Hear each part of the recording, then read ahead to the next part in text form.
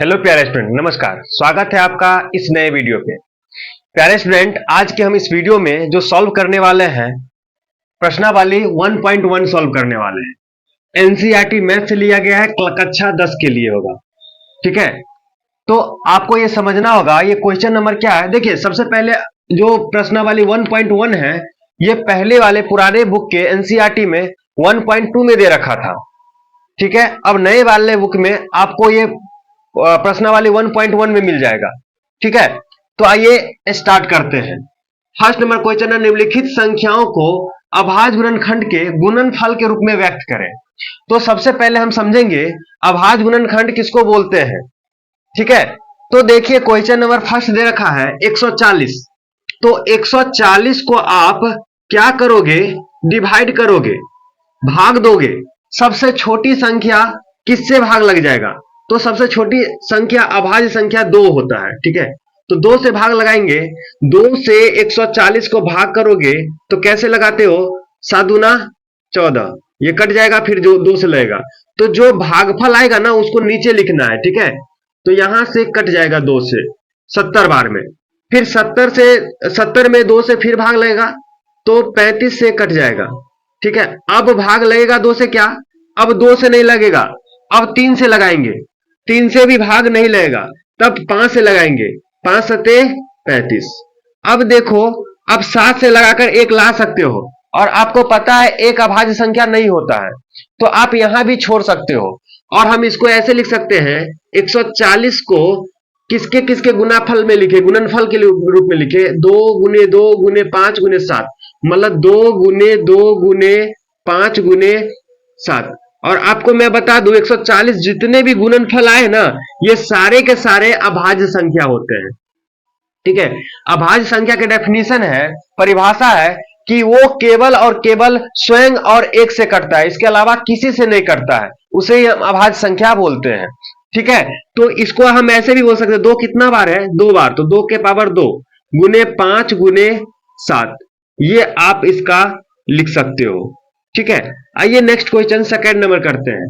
तो second number है आपका 156। अब आप बताओ 156 में किससे भाग लगेगा, तो 2 से भाग लग जाएगा। 2 से वो संख्या, मतलब जब लास्ट में ना जो संख्या 2 से कट रहा होगा ना, तो पूरे संख्या भी 2 से कटेगा। तो 2 से भाग दो, 7 दूना 14, बचेगा 1, 8 दूना 16, 78 बार में 2 से कट जाएगा। फिर 2 से लगाओगे तो ये होगा 3 दूनी 6 और 9 दूना 18। अब 2 से नहीं कटेगा, अब किससे कटेगा, 3 से, क्योंकि ये दोनों का जोड़ 12 आता है। ठीक है, तो 3 से काटोगे, 3 इकाई 3, 3 तिया 9। अब ये 13 ऑलरेडी अभाज्य संख्या है, तो हम यहां लिख सकते हैं 156 इज इक्वल टू 2 गुने 2 गुने 3 गुने 13। ठीक है, 2 2 बार है, 3 है, 13 है।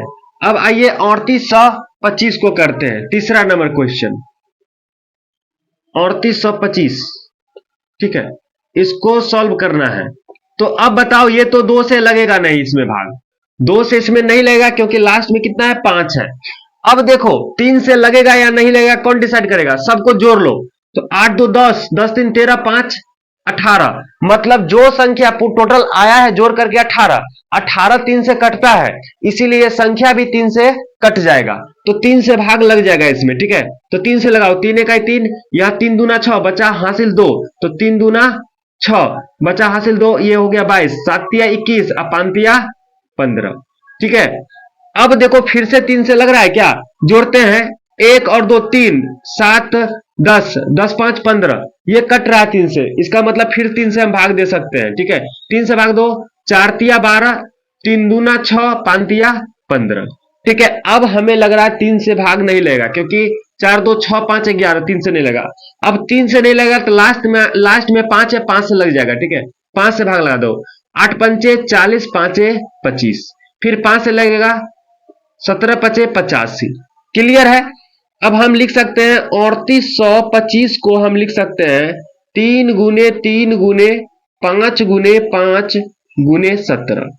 ठीक है, 17 ऑलरेडी अभाज्य संख्या है, इसीलिए इसमें अब नहीं भाग लगेगा। ठीक है, तो ये हो गया 3 का पावर 2 गुने 5 का पावर 2 गुने 17, क्योंकि 2 सब जो जितना बार रहता है उसका पावर लिख देते हैं। क्लियर है, अब आइए नेक्स्ट नंबर क्वेश्चन करते हैं।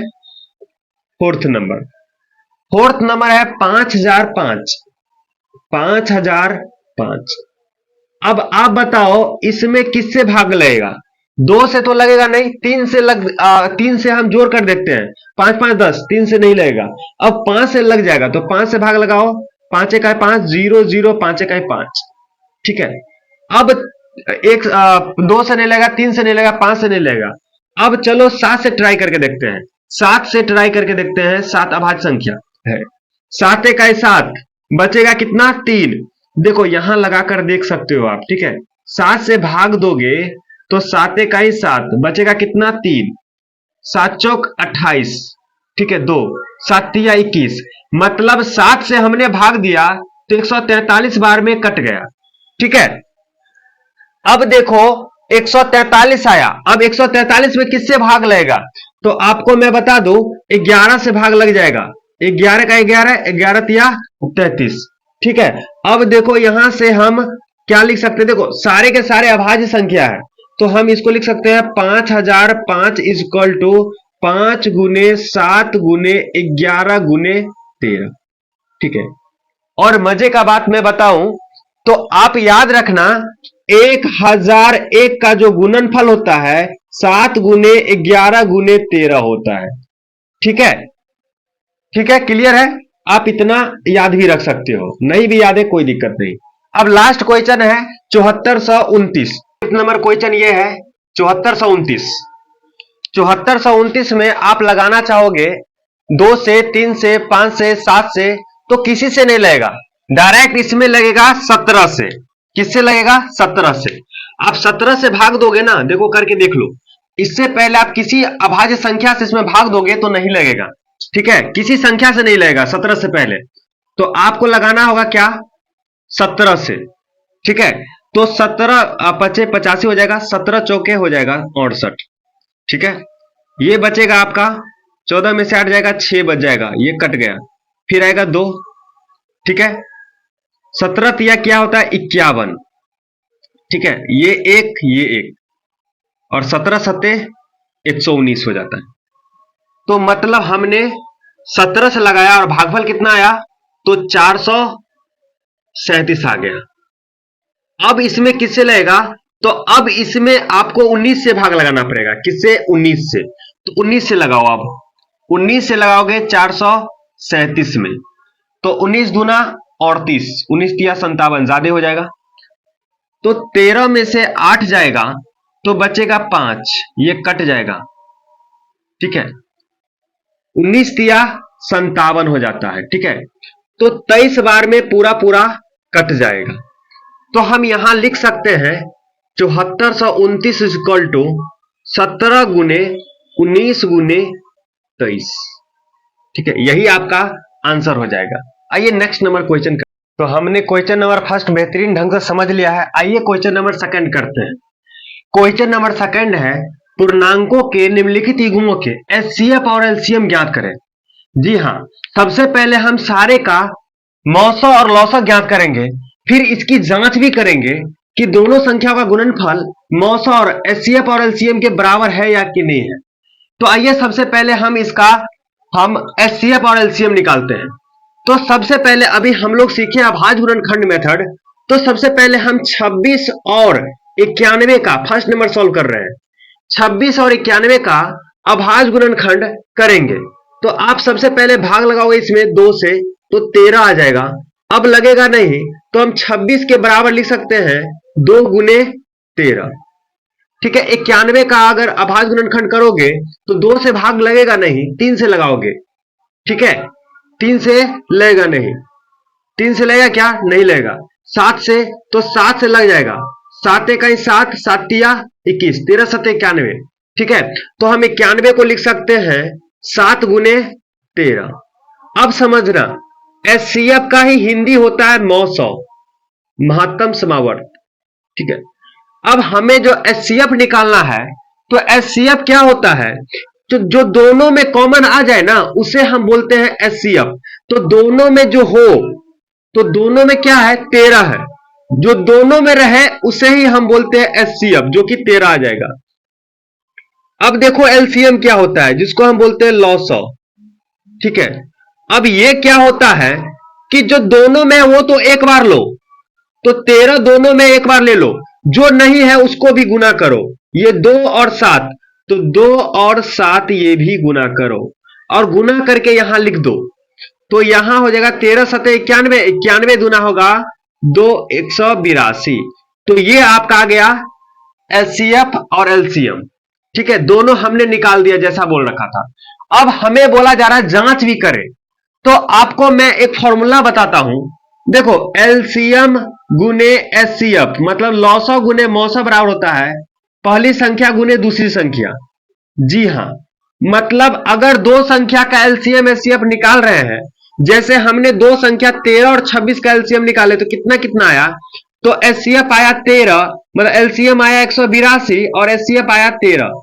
दोनों को गुना करेंगे ना, तो ये दोनों संख्या के गुणनफल के बराबर हो जाएगा। ये जांच करने के लिए बोल रहा है, तो हो रहा है कि नहीं हो रहा वो भी चेक करेंगे। तो पहली संख्या क्या है 26 और दूसरी संख्या क्या है 91। जरा इस दोनों को गुना करोगे तो क्या आएगा देखो, तो दोनों को 182 को 13 से गुना करना, तो हो जाएगा 3 दूना 6 अतिरिक्त 24 2 और ये हो जाएगा 5। ठीक है, ये गुना करो 182, तो आपका आ जाएगा 2366। कितना गया 2366। अब देखो ये भी गुना कर रहे हैं तो आ रहा है क्या, चलो गुना करके देख लेते हैं। 26 को 91 के साथ गुना करोगे तो 26 से 26 9 से करोगे 9 के 54 5 और 9 दूना 18 5 23। ठीक है, देखो उतना ही आ रहा है, उतना ही आ रहा है। इसका मतलब ये क्या हो गया, आपका जांच हो गया। ठीक है, तो एक फॉर्मूला आप याद रखना, मौसो गुने लौसो बराबर पहली संख्या गुने दूसरी संख्या, इसमें कोई दिक्कत नहीं होना चाहिए। ठीक है, तो जांच ये नीचे लिख देते हैं। चलिए, कोई दिक्कत तो होना नहीं चाहिए। आइए सेकेंड नंबर क्वेश्चन सॉल्व करते हैं। देखिए, सेकेंड नंबर क्वेश्चन है आपका 510। तो इसका सबसे पहले आप भाज्य गुणनखंड करेंगे तो 2 से भाग लग जाएगा, 2 से भाग लगेगा, 2 दूना 4 5 दूना 10 5 दूना 10। ठीक है, अब 2 से भाग नहीं लगेगा, अब 3 से लग जाएगा, 3 से लगाओ, तो 3 से लगाओगे अतिरिक्त 24 5 तिया 15। ठीक है, फिर 5 से लग जाएगा, 5 1 5 5 7 35। अब नहीं लगेगा, तो 510 को हम लिख सकते हैं 2 गुने 3 गुने 5 गुने 17। ठीक है, अब ये आपका 92 है और 92 है ना, और करके तो 92 का भी निकालेंगे, 2 से लग जाएगा इसमें, तो 9 दूना 8 4 दूना 8 और हो जाएगा 6 दूना 12। फिर 2 से भाग दोगे तो 23 आ जाएगा, फिर 2 से अब भाग नहीं लेगा क्योंकि 23 अभाज्य संख्या है। तो 92 को हम लिख सकते हैं, 92 को लिख सकते हैं 2 गुने 2 गुने 23। ठीक है, 23 तो अब कटेगा नहीं, तो अब यहां निकालना एचसीएफ। अब देखो दोनों में जो मिलेगा वो एचसीएफ होगा, अदरवाइज नहीं होगा। तो आइए जरा देखते हैं, इसमें 1 2 है, इसमें 2 2 है, उससे हमें लेना देना नहीं है, लेकिन दोनों में 2 2 है, इसके अलावा कोई मिल रहा है नहीं मिल रहा है, इसका मतलब इसका एचसीएफ क्या आ जाएगा 2। अब एलसीएम की बात कर लेते हैं, तो देखिए एलसीएम क्या आ जाएगा, 2 इसमें 2 बार है, 2 इसमें 1 बार है, तो ज्यादा बार 2 है तो 2 का 2 बार ले लेंगे। ठीक है, 2 को 2 बार ले लेंगे। अब 3 इसमें है तो 3 ले लेंगे। अब 5 है क्या, हाँ 5 है, फिर 17 है और 23 भी है। तो ये सारे आपका क्या आ जाएगा, गुना करके लिखोगे तो ये आपका आ जाएगा एलसीएम। ठीक है, ये आपका एलसीएम आ जाएगा और ये हो गया आपका एचसीएफ। अब जांच भी करना है तो यहां लिखोगे आप जांच, जांच करोगे, तो जांच करोगे तो आप ये किसको करोगे, एलसीएम और एचसीएफ को गुना करोगे, तो आप यहां से लिखोगे एलसीएम गुने एचसीएफ बराबर ए गुने बी। अब देखो एलसीएम एचसीएफ सबको गुना करके लिखोगे तो 5 चौके 20 दिया 60 और इस सबको गुना कर लेना। ठीक है, 60 गुने 17 गुने 23, तो हमने यहां से यहां तक का गुना कर दिया। अब ये ऐसे लिख दिया, फिर आप 2 से गुना करोगे, बराबर पहली संख्या था आपका 510 और दूसरी संख्या आपका 92। ठीक है, अब देखना गुना करके इसको गुना करोगे इसको गुना करोगे ना तो बात बराबर आ जाएगा। ठीक है, तो यहां से आपका जांच हो जाएगा। मैं ये आपके लिए छोड़ता हूं, आप गुना कर लोगे। ठीक है, आइए तीसरा नंबर क्वेश्चन करते हैं। 336 और एक है आपका 54, तो जरा भाग दो 336 में 2 से, 2 से भाग करोगे तो 2 एक आए 2, बचेगा आपका 6 दूनी 12, और फिर बचेगा 1, 8 दूनी 16। फिर 2 से भाग करोगे तो 8 दूनी 16, 2 दूना 4। फिर 2 से भाग करोगे तो 4 दूनी 8, 2 दूना 4। फिर 2 से भाग करोगे तो 21। फिर 2 से नहीं लेगा, 3 से भाग लेगा, 7 या 21। अब नहीं कटेगा, ठीक है। तो हम लिख सकते हैं 336 के बराबर लिख सकते हैं। क्या लिख सकते हैं?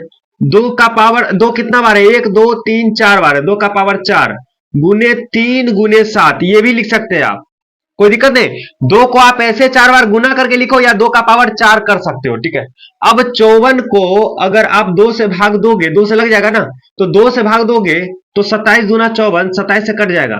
अब 2 से लगेगा नहीं, 3 से लगेगा, तो 3 से लगेगा तो 9 तिया 27। फिर 3 से लगेगा 3, 3 तिया 9, ठीक है। तो यहां से हम लिख सकते हैं 54 को बराबर लिख सकते हैं 2 गुने 3 का पावर 3, और कुछ नहीं। अब यहां एचसीएफ निकालो। अब एचसीएफ के लिए एक शॉर्टकट यहां मैं और बताता हूं। देखो, जब भी एचसीएफ निकालोगे ना, तो जो दोनों में रहे ना उसका कम पावर लेना। तो इसमें 2 का पावर 4 है, इसमें 2 का पावर कितना है? 1 है, तो केवल कम वाला पावर 2 है, ठीक है। अब इसमें 2 तो मतलब 2 दोनों में है, लेकिन कम पावर वाला लिए हमने। अब 3 बोलो, 3 इसमें 1 है और इसमें 3 3 बार है, तो एक ही पावर लेंगे 3, ठीक है। और इसके बाद कुछ नहीं मिल रहा है, मतलब कहने का वाला जो दोनों में हो उसको हम एचसीएफ बोलते हैं। तो ये आपका आ गया 3 दूनी 6। अब चलो एलसीएम निकालो। एलसीएम, एलसीएम जिसको हम बोलते हैं लॉसअ, ठीक है। अब एलसीएम क्या हो जाएगा? जो अब देखो एलसीएफ में जो भी कम पावर वाला लेना था, इसमें ज्यादा पावर वाला लेना है। 2 का पावर 4 है तो 2 का हाईएस्ट पावर 4 ले लेंगे। 3 का हाईएस्ट पावर 3 है तो 3 का पावर 3 ले लेंगे। और एक 7 भी तो है अकेला, तो 7 को भी ले लेंगे। गुना करो, 2 का पावर 4 मतलब 2 गुने 2 गुने 2 गुने 2, 2 दूना 4, 4 दूना 8, 8 दूना 16, यहां से आ जाएगा 3 तिया 9 तिया 27 और गुने 7। सबको गुना जब करोगे तो ये आपका आ जाएगा एलसीएम।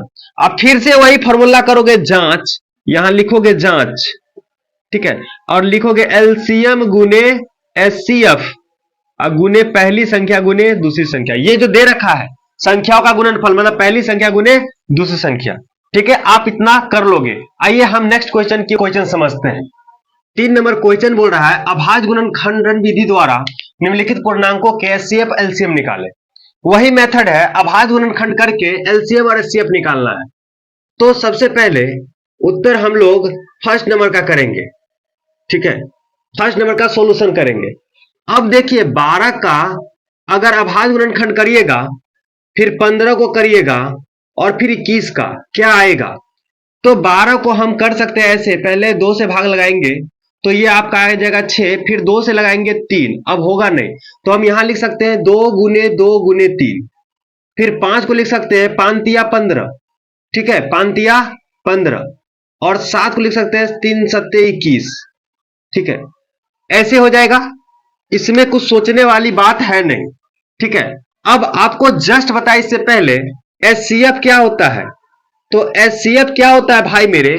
जो तीनों में आ जाए उसे ही तो एचसीएफ बोलते हैं। जो तीनों में आ जाए, ये 3 इसमें भी है, इसमें भी है, इसमें भी है, इसके अलावा कोई संख्या नहीं है जो तीनों में है, तो इसका एचसीएफ आ गया 3। अब एलसीएम क्या हो जाएगा?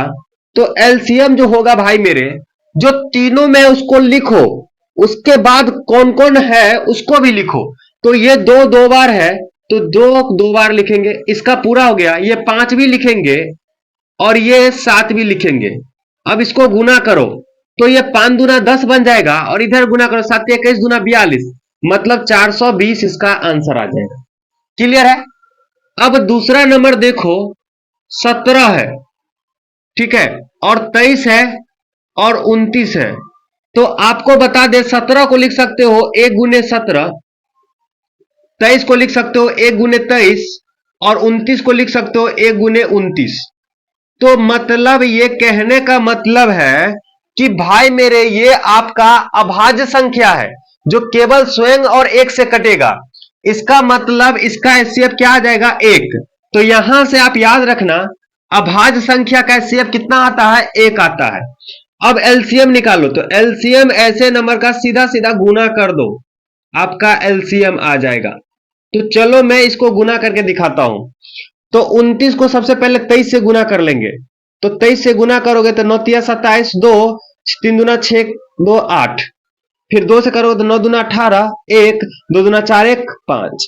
तो इसको पहले कर लो, 8 8 16, 667।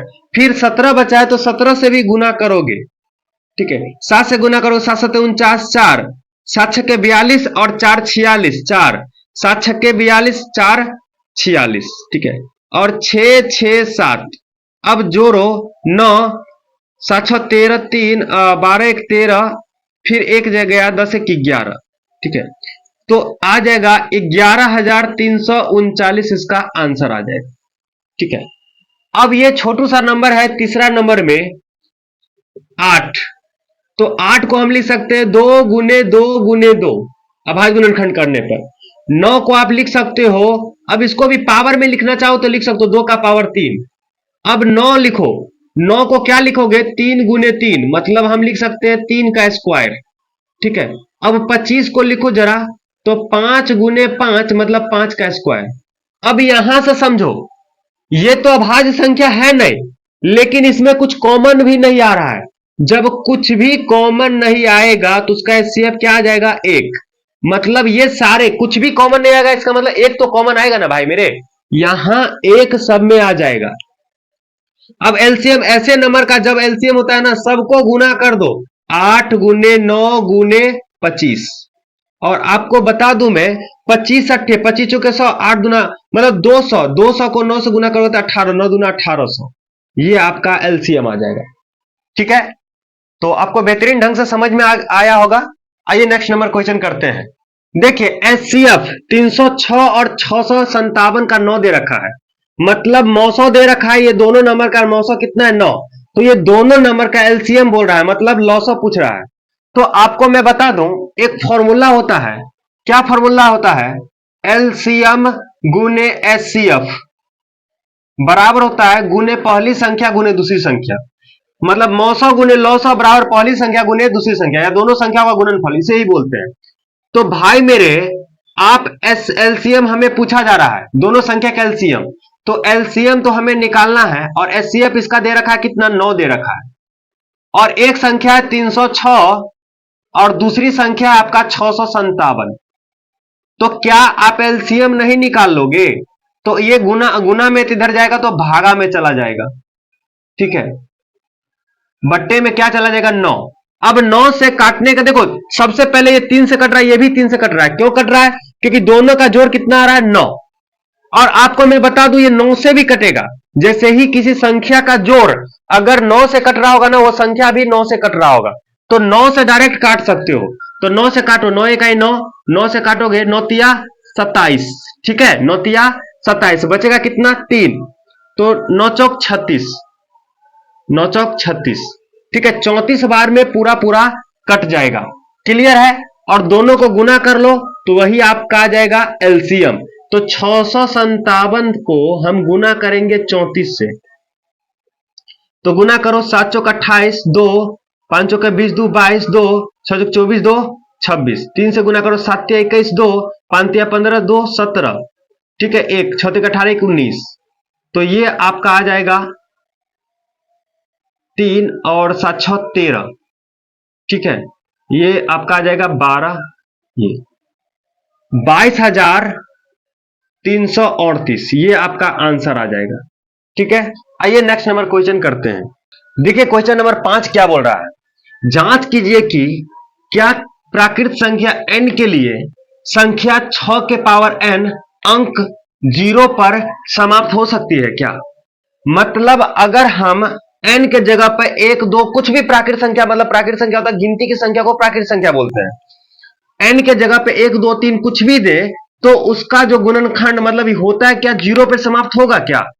तो आइए, जैसा हमने इसका हल लिख दिया पहले, यदि कोई संख्या 0 पर समाप्त होना चाहती है तो उसके अभाज्य गुणनखंड में 2 गुने 5 एक बार जरूर आना चाहिए।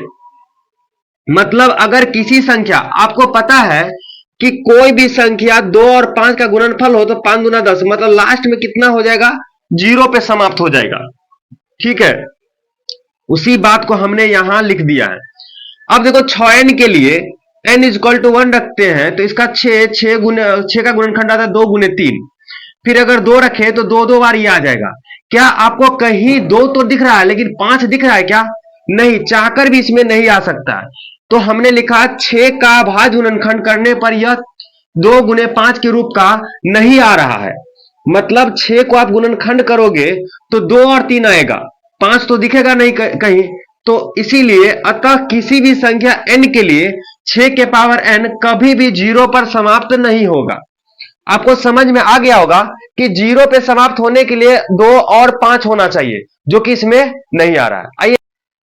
आइए क्वेश्चन नंबर 6 करते हैं।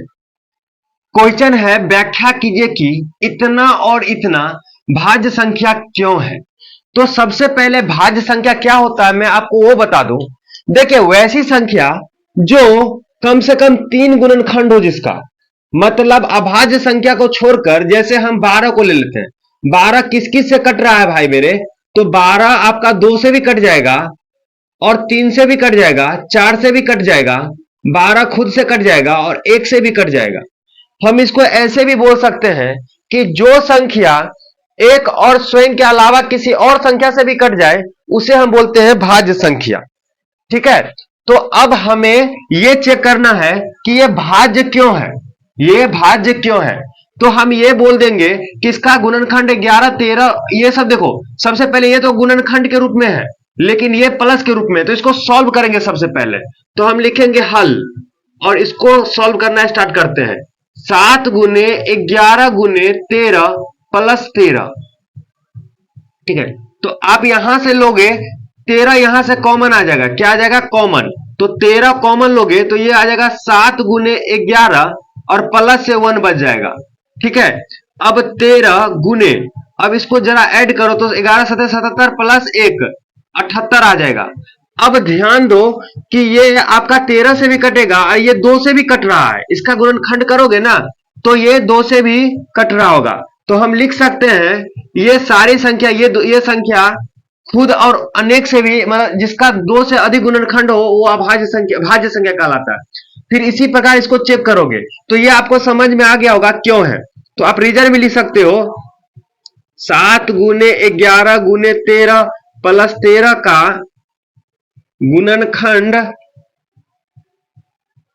2 से अधिक है। ठीक है, 2 से अधिक है। या आप एक और रीजन दे सकते हो कि ये संख्या जो है इनके अनेक हल है, अनेक गुणनखंड है। ठीक है, अब जाए इसको सॉल्व करो। चलो इसको मैं सॉल्व करता हूं। 7 गुने 6 गुने 5 गुने 4 गुने 3 गुने 2 गुने 1 प्लस 5। तो भाई मेरे इसमें से भी 5 कॉमन निकालोगे। सेम मतलब सेम लॉजिक यहां भी देना है, यही वाला लॉजिक। अब 5 से कॉमन लो तो 5 कॉमन लो तो 5 कॉमन लोगे तो यहां से बचेगा 7 गुने 6 गुने 4 3 2 1 अब प्लस का 5, सॉरी प्लस का 1 बचेगा। ठीक है, प्लस का 1 बचेगा। अब जरा गुना कर लो, गुना करोगे तो क्या आ जाएगा, 42 42 दूना, देखो 7 छक्के 42 और ये हो जाएगा 12 दूना 24। 42 को 24 से गुना करोगे तो क्या आएगा, जरा करो तो ये हो जाएगा आपका, देखो नहीं भी गुना करोगे ना तो अब जो भी निकल कर आएगा, यहां जो भी निकल कर आएगा तो ऑलरेडी वो भी किसी न किसी संख्या से कट रहा होगा और 5 ऑलरेडी है। तो यहां भी सिंपल लॉजिक दे सकते हो, इसका भी 2 से अधिक गुणनखंड है। ठीक है, इसीलिए क्या हो जाएगा आपका, ये भाज्य संख्या हो जाएगा। क्लियर हो गया होगा। आइए नेक्स्ट नंबर क्वेश्चन 7 नंबर कर लेते हैं। 7 नंबर क्वेश्चन आपको शो कर रहा होगा बगल में कहीं। अब देखो क्वेश्चन 7 नंबर जो है बोल रहा है किसी खेल के मैदान के चारों ओर एक वृत्ताकार पथ है। चलो हम मान लेते हैं ये आपका खेल का मैदान के चारों ओर वृत्ताकार पथ है। अब है क्या कि इस मैदान का एक चक्कर लगाने में सोनिया को 18 मिनट लगते हैं। मान के चलो सोनिया है और इसको इस चक्कर से इस चक्कर आने में 18 मिनट लगता है। कितना मिनट? 18 मिनट। जबकि इसी मैदान का एक चक्कर लगाने में रवि को 12 मिनट लगता है। फिर यहां से यहां तक रवि जाएगा तो उसको कितना देर लगेगा? 12 मिनट। इसका मतलब रवि क्या है? फास्ट दौड़ता है। ठीक है। अब बोल रहा है कि मान लीजिए वो दोनों एक ही स्थान और एक ही समय पर चलना प्रारंभ करके एक ही दिशा में चलते हैं तो कितने समय बाद वो पुनः मतलब पुराने स्थान पे मतलब पुनः मिलेंगे। अब हमें ये बताओ, रवि तो फास्ट चल रहा है तो रवि जल्दी जल्दी दौड़ लेगा और सोनिया है कि धीरे धीरे दौड़ेगा। तो आपको जब ऐसे सवाल आ जाएंगे तो सिंपल सी बात है, क्वेश्चन नंबर 7 का सॉल्यूशन मैं बता रहा हूं। दोनों का एलसीएम निकाल लोगे। दोनों का एलसीएम कैसे निकालते थे बचपन में? याद होगा आपको। 2 से करते थे ऐसे ही ना, लॉसा निकालते थे। 2 से करोगे 6, ये 9। फिर 2 से नहीं लगेगा, आप 3 से भाग लेगा। 3 से करो, 3 दूना 6, 3 तिया 9। अब नहीं लगेगा तो सबको क्या कर देते थे? गुना कर देते थे। 2 गुने 3 गुने 2 गुने 3। अब गुना करो, 3 दूना 6, 6 दूना 12, 12 तिया 36। मतलब 36 मिनट के बाद दोनों जो है एक ही स्थान पे आकर मिलेगा। कैसे? देखो, जब तक 2 चक्कर लगाएगी सोनिया तब तक रवि 3 चक्कर लगा लिया होगा।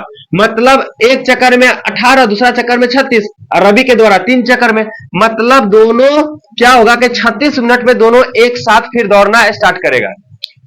तो आई होप आपको ये पूरा क्लियर चैप्टर हो गया होगा और समझ में भी आया होगा। अगर आपको वीडियो अच्छा लग रहा है तो वीडियो को लाइक करें और चैनल पे नए हैं तो चैनल को सब्सक्राइब कर लें। और मैं इसी तरीके से सारे चैप्टर का सॉल्यूशन देने वाला हूं। फिर मिलते हैं किसी नेक्स्ट वीडियो में। तब तक के लिए जय हिंद और बाय बाय।